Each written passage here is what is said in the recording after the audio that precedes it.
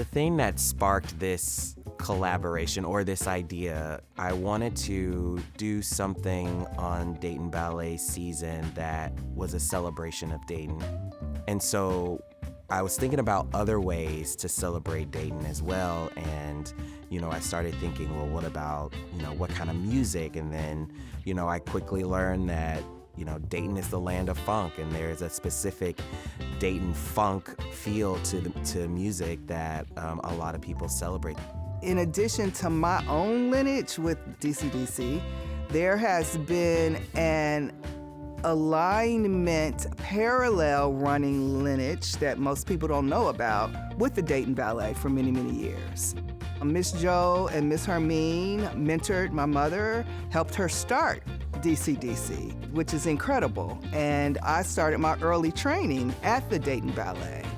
So when thinking about coming to the table to create a space for a project like Rhythm of the City, I try to think about the things that we have in common as well as the things that are different for us. I was invited by Brandon Ragland, their artistic director, to join them in collaboration with this. And I said, oh yeah, this will be a good thing. But I think mostly because we need a little joy, we need a little celebration. We're coming through a tough time as a city, as arts organizations, as a nation, and to just be able for 2 hours to enter in space together and have a big celebration and moment of joy that makes everybody happy was what showed me that it was the right time for this collaboration. Talk a lot about the dance portions of Rhythm of the City. What we don't talk a lot about is the music. And the music was the foundation and the thread that held this whole production together. There were tons of people in that audience that weren't really ingrained in the fact that funk music was born here in Dayton, Ohio. The music component was really the big driving factor for all of us, and it in a beautiful way, it's curated the flow of the evening all by itself.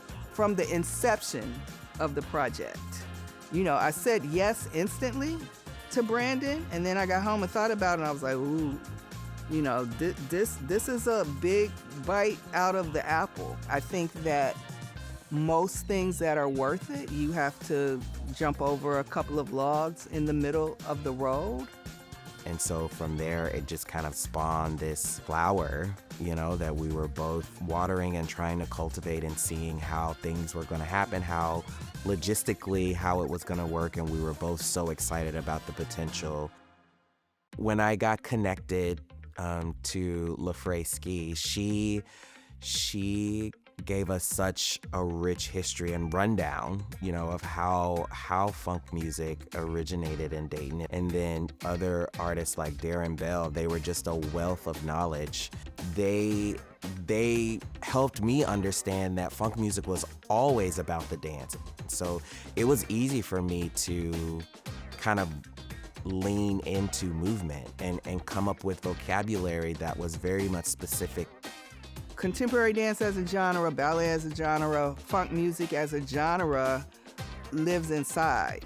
And what was really beautiful to watch in this project was watch the two cultures assimilate because of this funk music. To me, the deep relationship between Dayton Ballet and DCDC, it's more than just dance. These two companies are sisters. They're siblings. They are both born out of the need to always push limits, to always break ceilings. One of the amazing things working with Aaliyah and Gary is that when we first came together, there was this creative energy of how each of us are moved, inspired by funk music. And, for me, I wanted it to be a big party. As I started thinking about what I wanted to do for this piece, I was actually reading Parable of the Sower by Octavia Butler.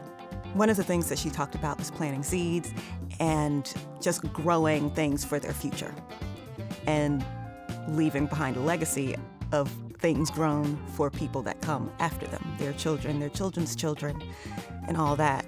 And I thought that was a really, really beautiful idea. I thought it was very important to really honor this funk era in music. And the way that I chose to do that was remembering my upcomings as far as dance is concerned. I started later than most people, but as I got into my training, while I was also training, there was a lot of time still going to the clubs while I was in college and even as a professional dancer, but also remembering house parties, family barbecues, and how the same music was being played. I think that this collaboration with Dayton Ballet and Dayton Contemporary is integral to this community. It's building bridges. It's taking one audience and another audience, blending them together, and all in celebration of this like shared culture of funk music in Dayton. Just making it a party. You know, it's gonna be a literal party. And we all get to experience that together. It's just so necessary and it just feels so good. It's been great to have the dancers all in the space and allow me to purposefully mix them up, and let's dive into how you're comfortable with your group. We need to be that way together. And as artists, we're always trying to grow. As people, we're always trying to grow. I think what the audiences see is that dance is dance. You know, for so long we've categorized it as a ballet company and a contemporary company, or in other cities, a jazz company and a tap company. But dance is just dance. Rhythm of the City is celebrating that past and that legacy and bringing it forward to remind us the joy of music, to remind us of the creativity of musicianship. When you've got all of these different voices chiming in, saying their part with their different points of view, that's to be celebrated. That's funk. I think that's beautiful.